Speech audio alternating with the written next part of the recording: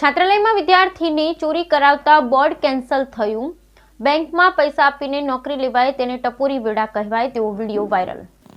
ધારાસભ્ય જયેશ રાદડિયાએ ટપોરી અંગેના કરેલા નિવેદન સામે પટેલ સમાજમાં રોષ। જામકંડોળના ચંદુ સોજિત્રાએ આપ્યો સણસણતો જવાબ। વિઠ્ઠલભાઈના નામે લઈને વાત કરવાની ત્રેવડ હતી તેની જેને નામ લઈને વાત કરો, સમાજને બદનામ ન કરો। સોજિત્રા 511 દીકરીના સમૂહલગ્ન પ્રસંગે સ્ટેજ પરથી ધારાસભ્ય જયેશ રાદડિયાએ લેઉવા પટેલના 2-3% આગેવાનો ટપોરી હોવાનું નિવેદન કર્યું। આ નિવેદનનો લેઉવા પટેલ સમાજમાં વિરોધ ઉઠ્યો અને રાદડિયા સામે સોશિયલ મીડિયાના માધ્યમથી સણસણતા જવાબ આપવામાં આવી રહ્યા છે। સોજિત્રાએ ટપોરીની વ્યાખ્યા આપતા કહ્યું કે લૂંટ, ચોરી, મારામારી કરતા હોય, બેંકના કૌભાંડ, મગફળીના કૌભાંડ, ખાતરના કૌભાંડ કરતા હોય આ કૌભાંડીઓને ટપોરી કહેવાય। જામકંડોળામાં ખાતરનું કૌભાંડ જેણે કરાવ્યું તેને ટપોરી કહેવાય। જામકંડોળા કુમાર અને કન્યા છાત્રાલયમાં બોર્ડનું સેન્ટર કેન્સલ થયું।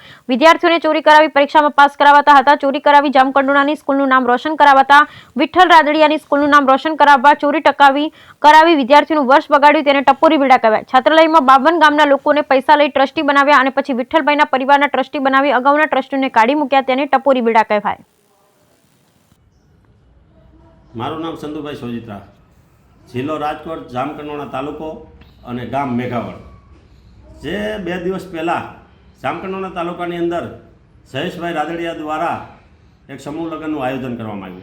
સમૂહ લગ્નની અંદર 511 દીકરીઓ હતી અને સરસ આયોજન કરવામાં આવ્યું।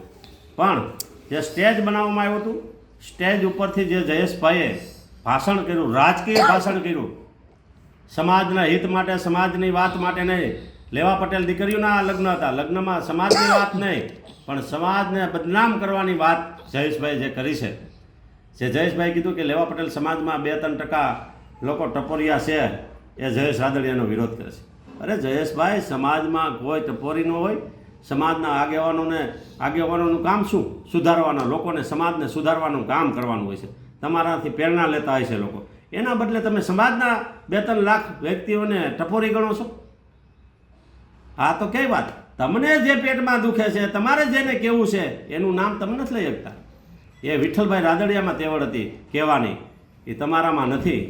તમે તો ખાલી રાજકારણ કરવા ઈચ્છો છો, સમાજને લઈને રાજકારણ કરવા ઈચ્છો, એટલે તમારી સરકારમાં 2-3 લાખ માણસો સમાજના ટપોરી બની ગયા એવું કહેવાનું તમારો મતલબ થયો ને?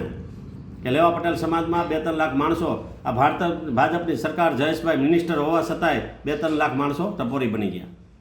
અરે જયેશભાઈ, ટપોરીની વ્યાખ્યા અને ટપોરી કોને કહેવાય તમને કહી દઉં। કોઈ લૂંટ કરતો હોય, કોઈ ચોરી કરતો હોય, કોઈ મારામારી કરતો હોય, કોઈ બેંકના કૌભાંડ કરતા હોય, કોઈ મગફળીના કૌભાંડ કરતા હોય, કોઈ ખાતરના કૌભાંડ કરતા હોય, આવા કૌભાંડિયાઓને તમે એને એમ કે આ ટપોરી છે તો બરોબર છે।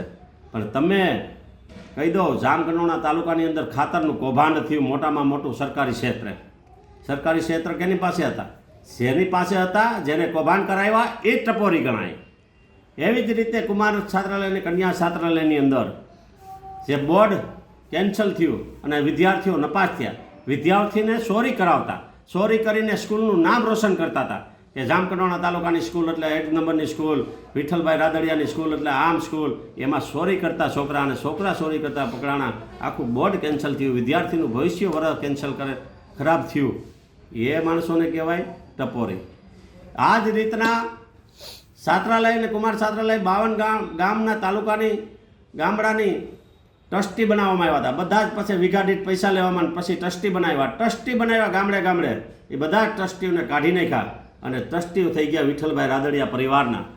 એને કાંઈ ટ્રસ્ટી હતા એ બધા ટપોરી હતા તેને કાઢી નાખવા પડ્યા, હે જયેશભાઈ? આ જ રીતના જયેશભાઈ આરડીએસસી બેંકની અંદર શું કર્યું છે તો તમને બધાને ખબર જ છે।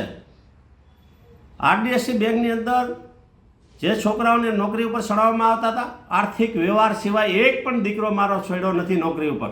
જામકંડોળાની વાત કરું છું, બીજા જિલ્લા તાલુકાની તો વાત નથી કરતો, લીધા છે ને, પણ જામકંડોળા તાલુકાની વાત કરું છું।